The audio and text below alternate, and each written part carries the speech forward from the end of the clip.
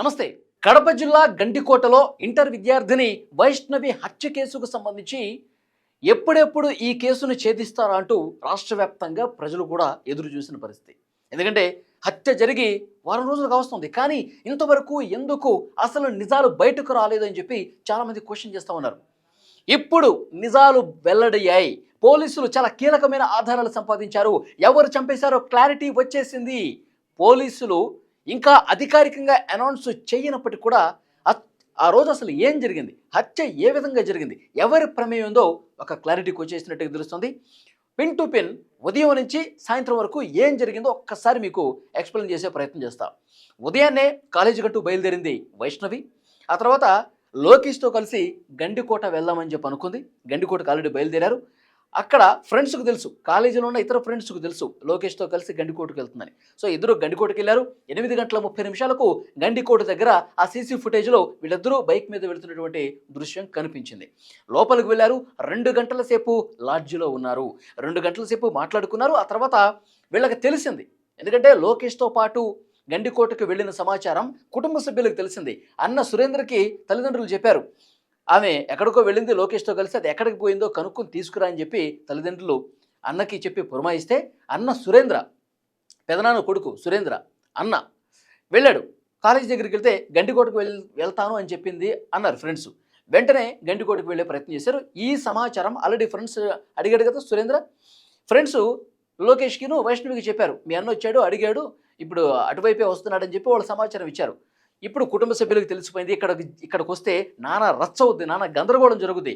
కాబట్టి లోకేష్ నువ్వు వెళ్ళిపో, నేను వెనకాల వస్తాను, నువ్వు ఇక్కడి నుంచి వెళ్ళిపో. ఇప్పటికే మన మీద చాలాసార్లు గొడవలు జరిగినాయి, నేను కొట్టే వరకు ప్రయత్నం జరిగింది, చాలా దాడులు కూడా జరిగినాయి, ఇక్కడ ఉండటం అంత సేఫ్ కాదు, నీ దారి నువ్వు వెళ్ళిపో, నేను మెల్లగా వచ్చేస్తానని చెప్పేసి అన్నాడు. అందుకే 10:30 సమయంలో 2 గంటల తర్వాత లోకేష్ ఒక్కడే బైక్ మీద వెళ్తున్నటువంటి దృశ్యం కనిపించింది. అయితే సురేంద్ర వచ్చాడు. అక్కడ ఆ గండికోట ప్రాంతంలో వెతికాడు, వైష్ణవి కనిపించలేదు, తిరుగుముఖం పట్టాడు. ఇది మాత్రం క్లారిటీ. సురేంద్ర వచ్చాడన్న విషయం పోలీసులు కూడా చాలా స్పష్టంగా క్లియర్గా చెప్పిన పరిస్థితుంది. ఆ తర్వాత ఏం జరిగిందంటే సురేంద్ర తన మిగతా బ్రదర్స్ ఎవరైతే ఉన్నారో బ్రహ్మయ్య, కొండయ్య, వీళ్ళు కూడా అన్నలే. వీళ్ళు గండికోట ప్రాంతానికి దగ్గరగా ఉంటారు. వైష్ణవి అక్కడే ఉంది. ఒకవైపు ఇంటికి వస్తానని చెప్పింది కానీ ఇంటికి రాలేదు. ఇడు లోకేష్ గడేమో తప్పించుకుని వెళ్ళిపోయాడు. వైష్ణవి అక్కడే ఉంది. ఇప్పుడు నేను వైష్ణవి ఎక్కడుందో కనుక్కొని ఆమెనేమన్నా చేస్తే మొత్తం నా గురించి తెలిసిపోతుంది, మొత్తం నేను చేశానని చెప్పి తెలిసిపోతుంది. ఎందుకంటే నేను చెప్పే వచ్చాను కదా. వద్దు, మన మాట వినట్లేదు వైష్ణవి. లోకేష్ వాడు జులై వెదవు, వాడితో తిరగొద్దు. ఎందుకు మా పరువు తీస్తావు, మన కుటుంబం పరువు మొత్తం నువ్వు ఎందుకు తీస్తావు? వాడితో చాలాసార్లు గొడవ జరిగింది కదా, ఆ లోకేష్ వల్లే కదా మన ఫ్యామిలీ మొత్తం కూడా వేరే ఊరికి షిఫ్ట్ కావాల్సి వచ్చింది. ఎందుకు వాడితో తిరుగుతున్నావు, ఇది కరెక్ట్ కాదని చెప్పి మనం ఎన్నిసార్లు చెప్పినా ఇంకా లోకేష్తో తిరుగుతూనే ఉంది. మన ఫ్యామిలీలో వద్దు, వైష్ణవి మన ఫ్యామిలీలో ఉండే అమ్మాయి కాదు, మీరు ఏం చేస్తారో తెలియదు, ఈ లోకం నుంచి పంపించేసిన అడిగేవాడు ఎవడు ఉండడు, మీరు పని మీరు కానివ్వండి అని చెప్పి సురేంద్ర మిగతా బ్రదర్స్, ఈ కుటుంబ సభ్యులు మిగతా బ్రదర్స్ ఉన్నారు కదా బ్రహ్మయ్య, కొండయ్య, వీళ్ళకి ఆ పని అప్పగించినట్టుగా తెలుస్తోంది.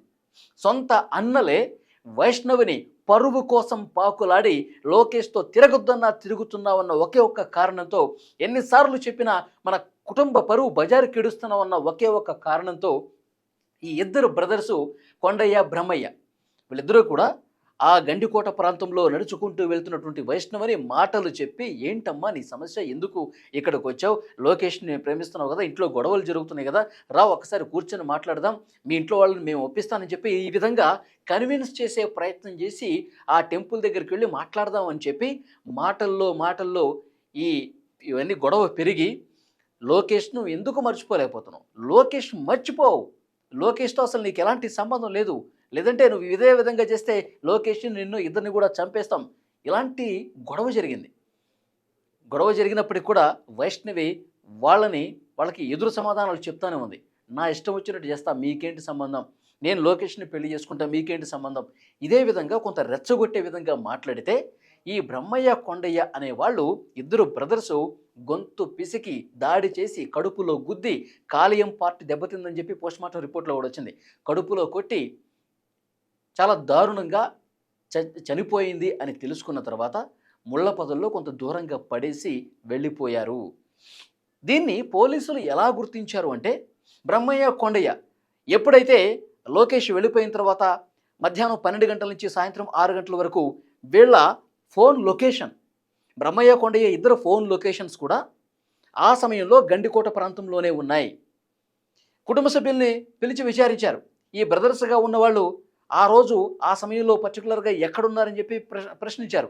బ్రహ్మయ్య ఏమో నేను చెన్నై వెళ్ళానని చెప్పాడు. నేను చెన్నైలో ఉన్నాను, నాకు ఎలాంటి సంబంధం లేదని చెప్పేసి బ్రహ్మయ్య చెప్పాడు.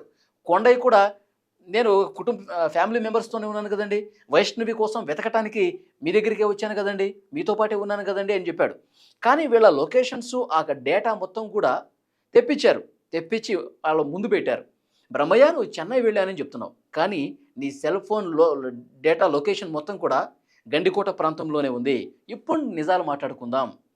ఎందుకు ఇంత దారుణంగా ప్రవర్తించారు? ఎందుకు సొంత చెల్లెల్ని ఈ విధంగా దాడి చేసి చంపాల్సినటువంటి పరిస్థితి వచ్చింది అని చాలా క్లియర్గా ఆధారాలు ముందు పెట్టి ప్రశ్నిస్తే నిజాన్ని ఒప్పుకున్నట్టుగా తెలుస్తోంది.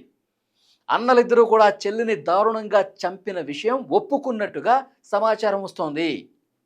ఎస్, ఎందుకంటే అన్నలే చంపారు అనడానికి పోలీసుల అనుమానం ఉన్నప్పుడు కూడా వాళ్ళు కొన్ని ఆధారాలు సంపాదించాలి కదా. ఇంకొక విషయం ఏంటంటే అన్నలు చంపలేదు అనటానికి వాళ్ళు ఒక ప్లాన్ వేశారు.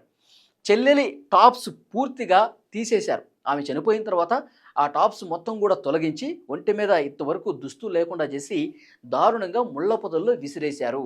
ఎందుకంటే అన్నలు చెల్లిని అంత దారుణంగా చేయరు కదా, అంత దారుణంగా దాడి చేసి వివస్త్రని చేసి అట్లా పడేరు కదా. అన్నలైతే అట్లా చేయరు కదా.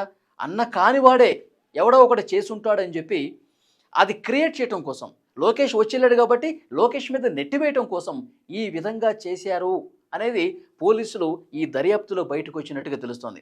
ఇంతవరకు పోలీసులు ఆ రోజు కోయ ప్రవీణ్ గారు ఆ ఘటనా స్థలానికి వచ్చి పరిశీలించి మాకు కొన్ని కీలకమైన ఆధారాలు లభించాయి అని చెప్పారు. సాయంత్రమే ప్రెస్ మీట్ పెట్టి చెప్తారనగానే ఇంతవరకు ఈ రోజు వరకు కూడా ఎలాంటి ప్రకటన చేయలేదు.